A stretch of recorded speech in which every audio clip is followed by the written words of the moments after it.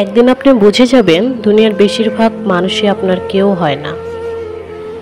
একদিন জেনে যাবেন যাদের পেছনে বছরের পর বছর কষ্ট করে গেছেন, দিনের পর দিন স্যাক্রিফাইস করে গেছেন, তাদের বেশিরভাগই আপনার জন্য ছিটে ফোটাও স্যাক্রিফাইস করার মানুষ নয়। দুনিয়ায় এক আপনি নিজেই ছাড়া বাকিদের মধ্যে খুব কমই আপনার আপনজন হয়।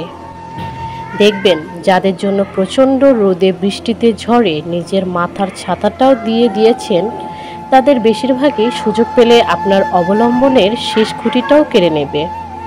যাদের জন্য নির্ঘুম রাত কাটিয়েছেন, তাদের বেশিরভাগই দেখবেন জীবনের কোনো এক পর্যায়ে গিয়ে আপনার চোখের জলের কারণ হবে।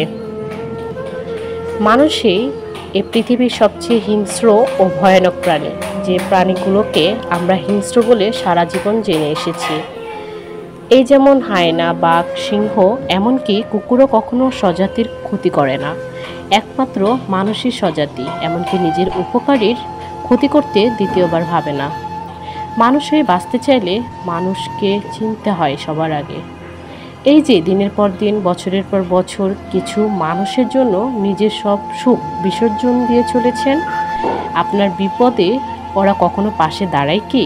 আপনার মন খারাপ হলে ওদের আদৌ কিছু যায় আসে কি?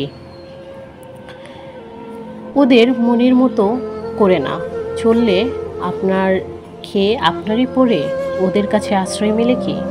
মানুষ না পেলে বরং কুকুর বিড়াল পালন। আপনার মাথার উপর ছাদ না থাকলেও সহজে চলে যাবার মতো অট্টালিকা চোখের সামনে দাঁড়িয়ে থাকলেও রোদে বৃষ্টিতে ধুলাবালিতেও মাথা গুঁজে ওরা আপনার সঙ্গে থেকে যাবে।